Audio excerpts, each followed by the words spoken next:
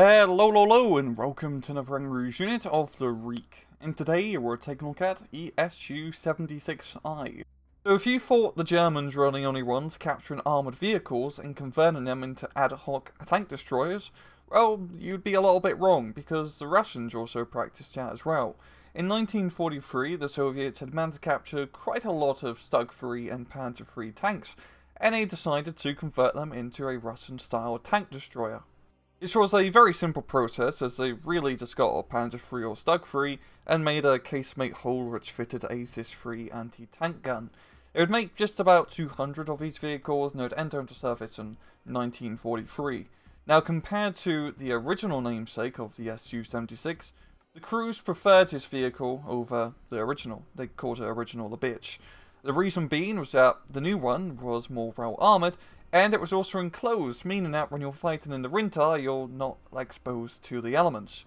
It had been used throughout 1943 and 44, but by the end of the war, a lot of these vehicles would end up being scrapped. In-game, the SU-76I is a 35-point tank available exclusively to the 2nd Mechanized Corps, and it has one weapon. So the weapon is very simple, it's just your standard Zis-3 gun. You only have 15 AP shells and 36 high explosive shells. Apart from that, it's a pretty standard Zis-3 gun. It has a decent fire rate at least. Up down to the miscellaneous stat, has 55mm of frontal armor, strong top armor, 30mm on the side and on the back. It goes 29km an hour off-road, 40km on the road, has medium stealth and low optics. So in battle, the SU-76I is basically another tank destroyer like the SU-76, but on a different chassis.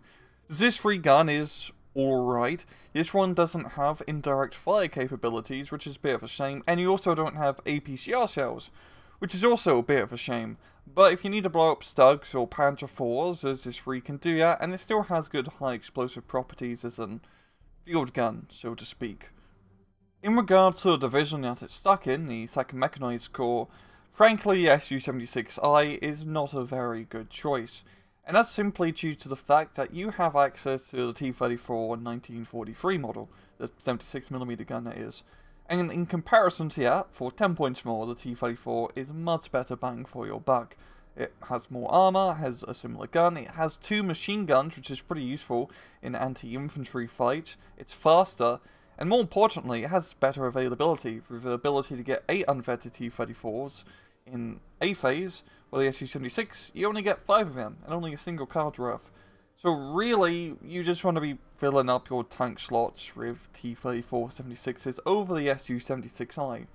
Which is a bit of a shame, because really, for 35 points, it's not a terrible tank, it's just the T-34 is the bloody T-34 and it works really well.